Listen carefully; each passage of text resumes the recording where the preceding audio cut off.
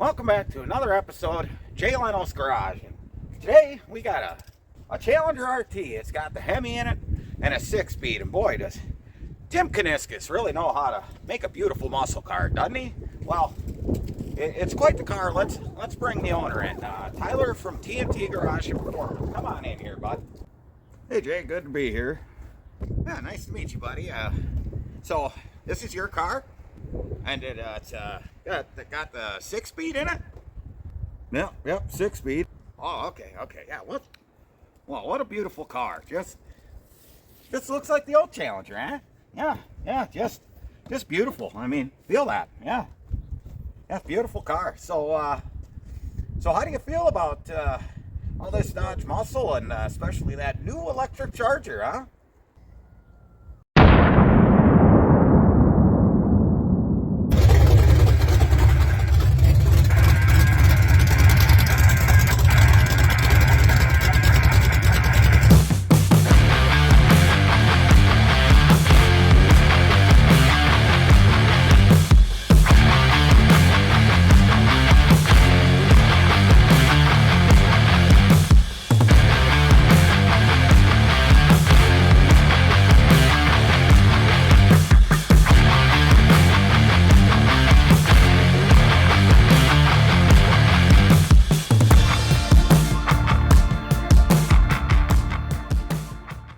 Welcome back to T.N.T. Garage and Performance, and well, that was a terrible impression, wasn't it?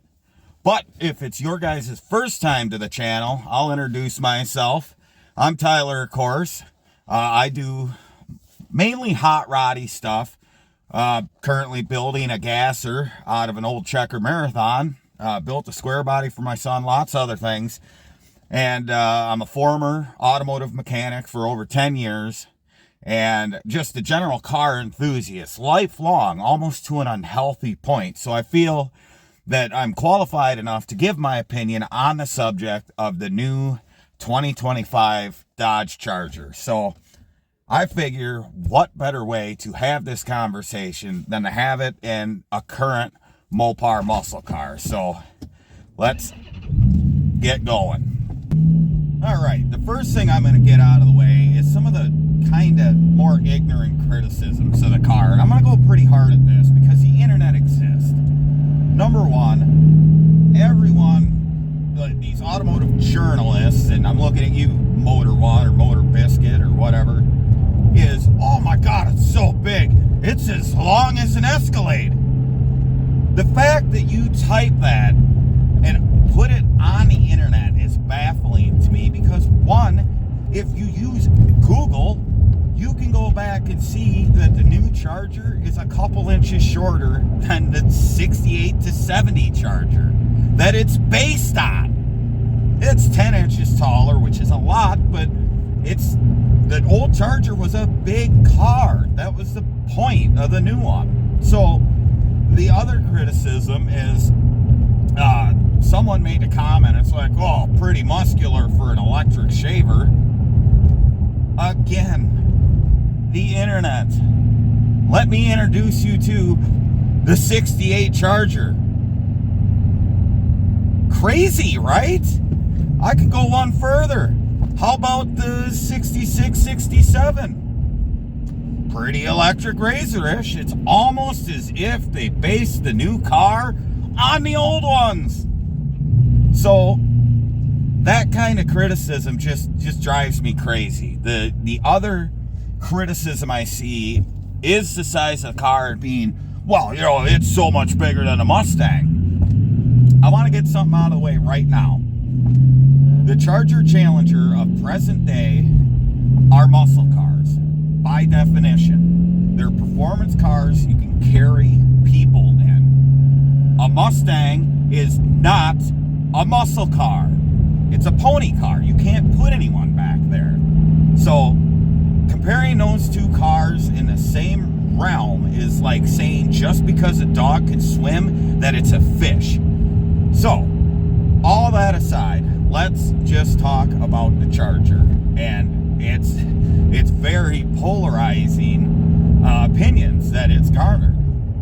The first thing I'm going to go with is the design. I think it's a very handsome car. It is so faithful to the 68 to 70 Charger, the way the front fender crease meets into where the rear quarter and the door crease come down, that Coke bottle, the full width taillight, the full width grille, the hidden headlights.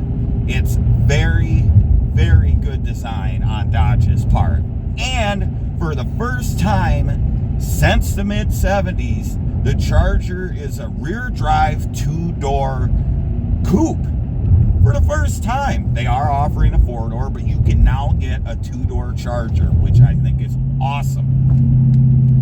So design, I have no issues with. I think they hit it spot on as far as that goes. But what's really getting people is the whole electric aspect of the car, which performance is performance. Is it going to be fast? Yes. It's going to be heavier than hell. That's, not so good.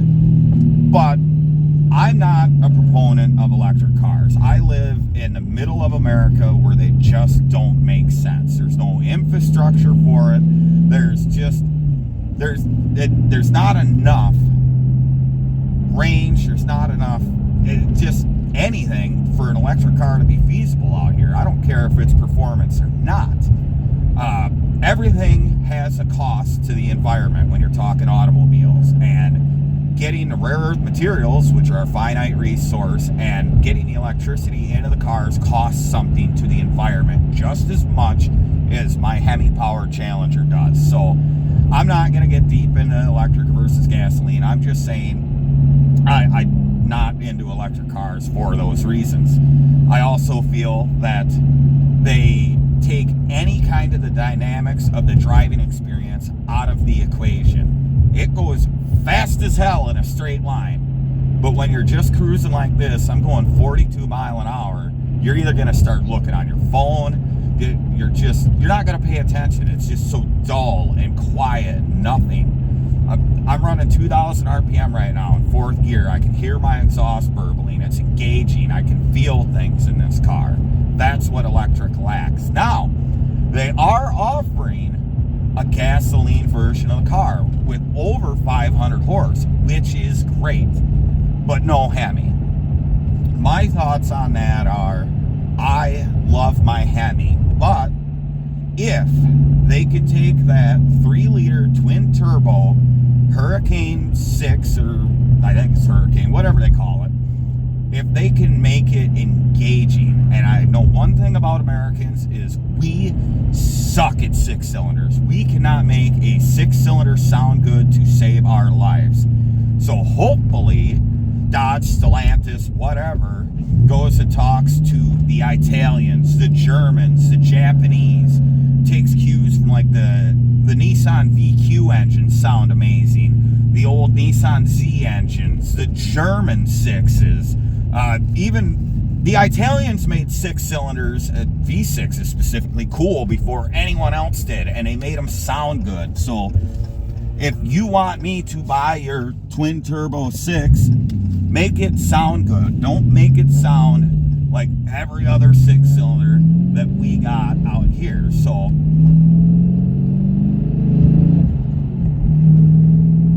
make it sound as good as that. That's all I'm asking. And the power, there's plenty of power there. You might not have the instant seat of the pants torque like you do the 5.7, the 6.4, or the Hellcat. But if it's engaging and makes your back shiver, because every American enthusiast loves the sound of a low cam. We want that brute forcey strength. So just make it sound good. And you're part of Stellantis now, Dodge. There's a V8 in the family. It's actually based on the same Ferrari V8 that's in the 488, the F154, I believe, architecture. The 3.8 liter twin turbo, use the Maserati version with a cross plane crank, so it has more of that American sound, and dump that in the car. So there is options for a V8. I don't think they're going to use them, but there's one in-house they could use if they're dead set against using a Hemi. So there's options there. We don't have to, freak out just yet. We need to talk about the godfather of modern muscle, and that's Tim Kuniskis. What he has done for the OE performance world is amazing, because he provided us Americans with accessible, affordable muscle cars. And I'm talking, you could get a base muscle car, which this isn't base, it's based in the fact that it's a 5.7, but you can get a performance car with a 6-speed and a rumbly V8 under the hood. And a lot of people kind of poo-pooed him over this Charger. It's like, have faith in Tim Kuniskis, because we may not have our big rumbly V8s yet. You do notice, if you look at every other major automaker, Ford has their Mustang and it has a V8. Why? Because Ford is a high volume seller that sells vehicles to everyone, and the Mustang is their halo car. So therefore, they can have that V8 in that car, because it is not a big volume product as far as the V8 cars go. GM, they have the Corvette. The Camaro is dead, which is probably a good thing, because it's basically a 2-seat car anyway, and you already have the Vette. So both GM and Ford have other things to carry them. They have people movers that make their money for them to put money into their performance division. Now, what Dodge needs to do, and what Stellantis needs to realize, is that both Dodge and Jeep are their bread and butter sales in the U.S. Jeep more than Dodge, because they have the people carriers, but Dodge specifically has a niche market, and what needs to happen is they need to funnel into that. Dodge is for enthusiasts, and to prove that fact is Dodge economy cars suck. No one cares about them. Case in point, they sold less than 10,000 Hornets last year. Nobody cares about Dodge fuel efficient cars. They go to Dodge because they want muscle, they want performance, they want good looks. No person who goes, I want a convertible sports car, winds up in a Challenger. They go get a V6 Camaro or V6 Mustang.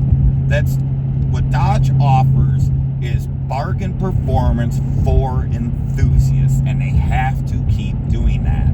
So they need to find a way to make that 6 sound good. They need to make the electric version engaging, and my biggest, 2 gripes about new cars in general, especially the Charger, is no 6-speed option. I bought this car specifically looking for a 6-speed, because nobody ever says, hey, cool, an automatic. That's it. If you want a true enthusiast experience and you enjoy driving, you get the manual.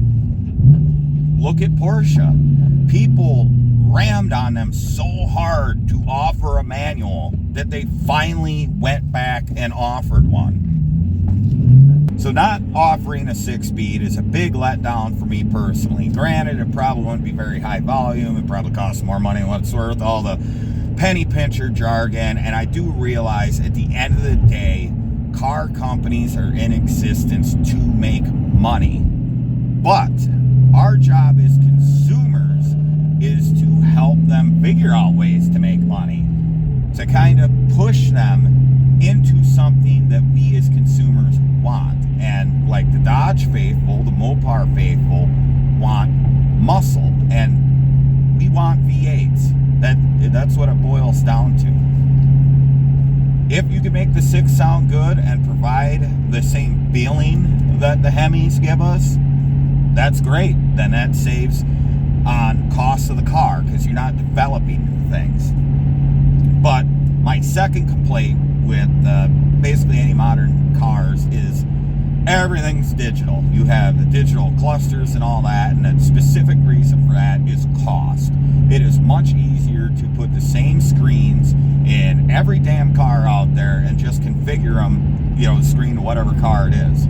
We're not going to have the satisfaction of watching the physical needle climb on the tack as it wraps around to redline as you're grabbing gears. So it's a new era, and I truly believe we're entering another malaise era.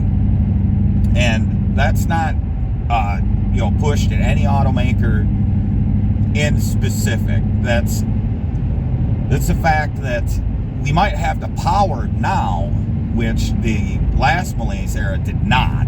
They were looking for efficiency, which led to no power. But now we got efficiency and power, but vehicles are becoming soulless blobs. Look at the brand engineering of GM in the Colonnade days, or just past that with the A-body GM front-wheel drive cars. It's just the same crap with a different badge on it. And that's becoming a norm across all automotive divisions. It's just one platform for everything. The new Charger is based on the STLA large platform, which is supposed to underpin like 7 or 8 other cars, which is fine. But you got to individualize each car a little bit. The electric version, I think, should be in Chrysler's hands, because Chrysler has always been the more comfort, luxury brand, and they're doing great in that realm. The 300s are great little luxury cars. Give Dodge like the out of this world Tesla Plaid Fast one for the people who just want to go fast in a straight line and do nothing else. And then give the enthusiasts the ability to interact with their vehicle, whether it be a 6-speed, whether it be an engine that's super responsive that you can feel through the car, that makes your heart race when you run it through the revs. That's what we need, and there's still a chance of that. And all that being said, I'm glad the Challenger's dead. I really am. Why? Because the Challenger won't have to suffer the fate that the Charger did in its first early years in 75, where it became a personal luxury car, just a floating barge. The Challenger has gone out on a high note, a very high note. And even though Tim Kuniskis said there's no plans, Dodge doesn't have a Halo car now. Think about that. Before we get all mad at Dodge and abandon them completely, they don't have a Halo car.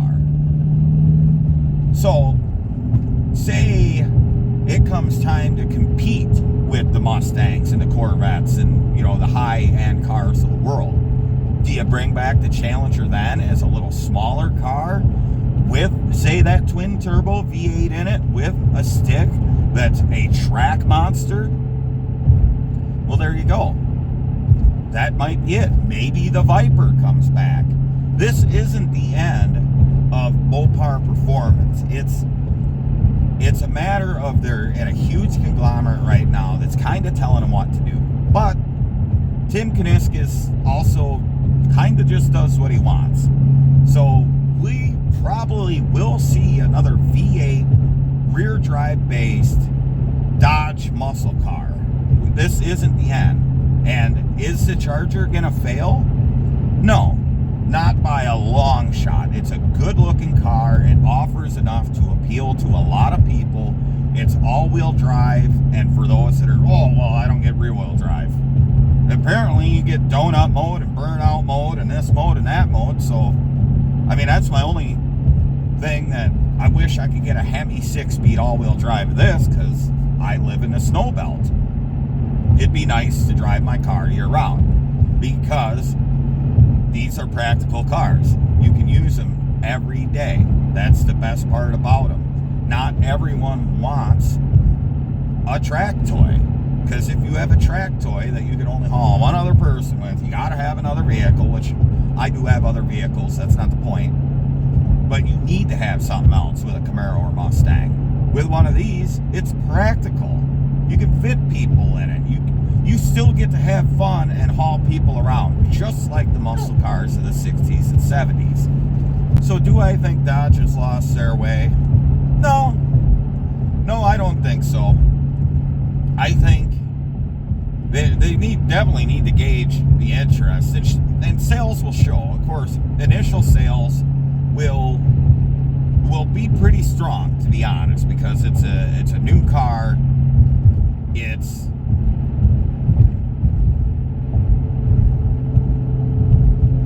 But after that, they might taper off. People go, well, I want this, that doesn't interest me. It's market demand that's going to drive it. What I don't want to happen is for nobody to be interested in a car and it just dies a quiet death. I don't want that, because in a world of fuel efficient or electric jelly beans running around, it's kind of nice to be the flashy one. Now, would I ever get rid of my Challenger for one of those? Absolutely not. No. This is enough modern but enough analog that it's enjoyable. It still feels like a muscle car. I don't need everything else.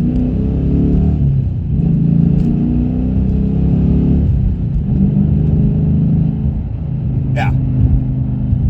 I'm sorry, but a bigger car, probably ain't gonna have this much fun in, and this ain't even the fast one. So I don't know. I guess everyone has their own opinions. A lot of people are really trashing the car, but like I said, have faith in Tim Kuniskis. That guy's done great stuff before, and he'll do it again. When Chrysler first released the LX platform, the 300, the Charger, and the Magnum, I thought they were cool as hell from an enthusiast perspective. Just the fact, rear drive V8 sedans, oh my god. And at the time, I thought they would fail. I really did, because they're rear drive cars in an era where everyone has gotten used to front wheel drive. I figured, it's going to be a flash in the pan. But they kept offering different additions and this and that, adding all-wheel drive, doing all this to where people figured out how to drive rear-wheel drive cars in the winter again. And they just kept freight training their way through sales. GM could have been right there with Dodge in the performance sedan market, but GM cannot sell a performance sedan to save their ass. They can they can't sell a pony car anymore because it's dead.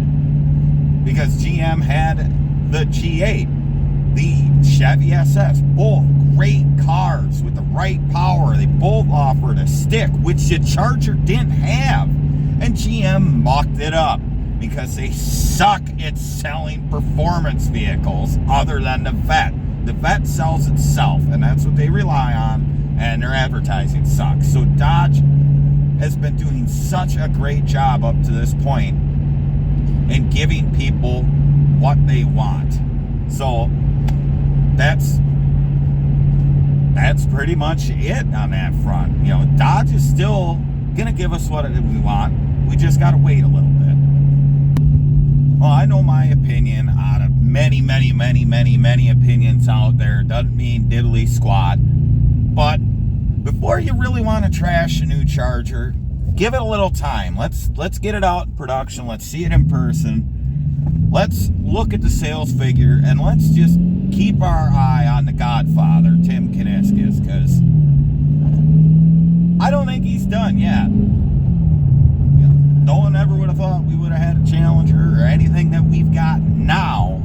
This is just a reboot, and it's warming up. It took us how long to get a Scat Pack and a Hellcat and a Demon and a Red Eye, and the list goes on and on and on. Okay, so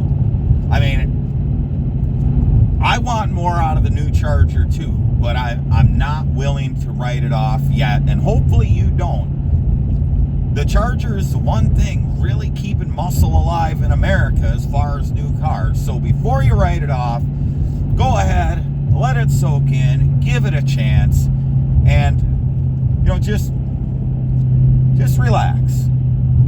We're still getting performance in one way or another.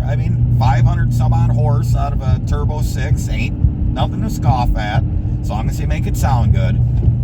So that being said, we'll get back to regular programming. I usually don't put out content like this, but being automotive performance, I figure I'd throw my hat in the ring and kind of offset some of this just poo-poo, every, opinion on it that everyone just wants to crap on the car. And I kind of want to give more of a level perspective from an enthusiast point of view that has a modern Dodge muscle car to kind of bounce it off of. So, of course, there's plenty to see on my channel other than me just ranting about other people ranting. Plenty of projects. Currently, I'm working on my gasser checker project.